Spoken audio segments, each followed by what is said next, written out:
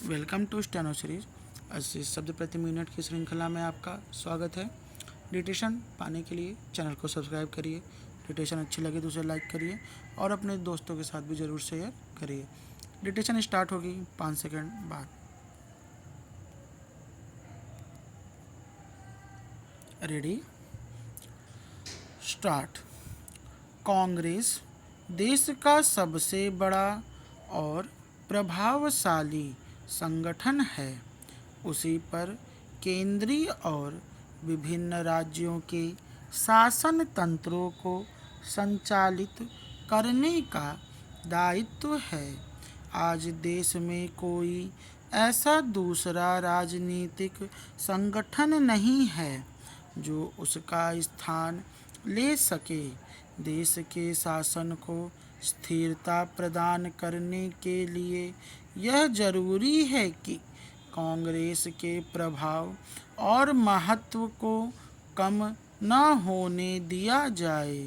कांग्रेस जब देश की स्वतंत्रता के लिए लड़ रही थी तब उसके सामने एक ही उद्देश्य था, उसे हासिल करने के लिए त्याग और बलिदान की आवश्यकता थी। कांग्रेस जनता की निगाह में आदर और सम्मान दिला सकती थी, किंतु इसके अलावा उसके पास देने को और कुछ न था। कांग्रेस के हाथों में जब से शासन सत्ता आई है और वह लोगों की व्यक्तिगत महत्वाकांक्षाओं को पूरा करने, धन और सत्ता सुलभ करने का माध्यम बन गई है। कांग्रेस का पुराना स्वरूप बदलता जा रहा है। कांग्रेस जनों और कांग्रेस संस्थाओं में अनुशासन की भावना शिथिल होती जा रही है। आपसी प्रतिस्पर्धा वृद्धि पर है और दल बंदियों का बोलबाला है। यह सब कांग्रेस की प्रतिष्ठा को घटाने और उसकी कार्य क्षमता को कम करने में सहायक हो रहा है।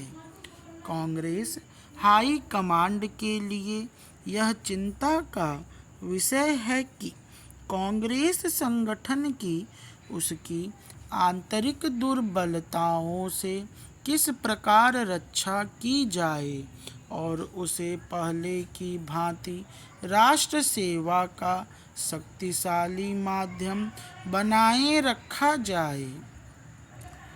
कांग्रेस कार्य समिति ने अपनी हाल की बैठक में एक प्रस्ताव द्वारा कांग्रेस जनों, कांग्रेस कमेटियों और कांग्रेस पार्लियामेंट्री पार्टियों के सदस्यों पर अनुशासन का महत्व अंकित किया है।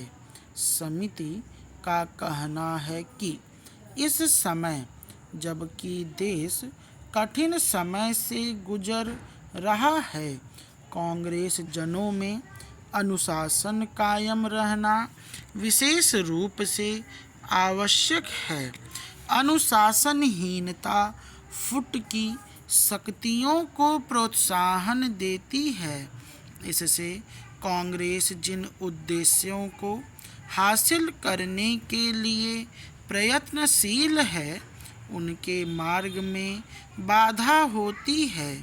कांग्रेस कार्य समिति का यह निर्णय है कि कांग्रेस के अंतर्गत अलग दल कायम नहीं किए जा सकते। उसने कांग्रेस जनों से मांग की है कि वे कांग्रेस अथवा कांग्रेसी सरकारों की नीतियों की आलोचना या निंदा न करें।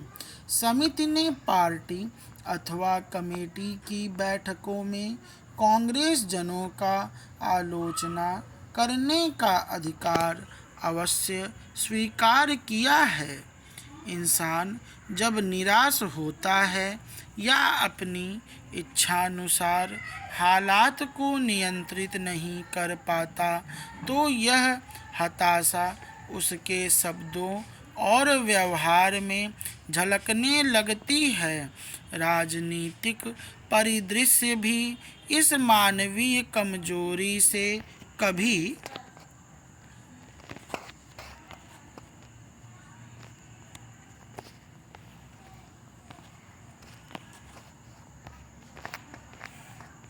अछूता नहीं रहा।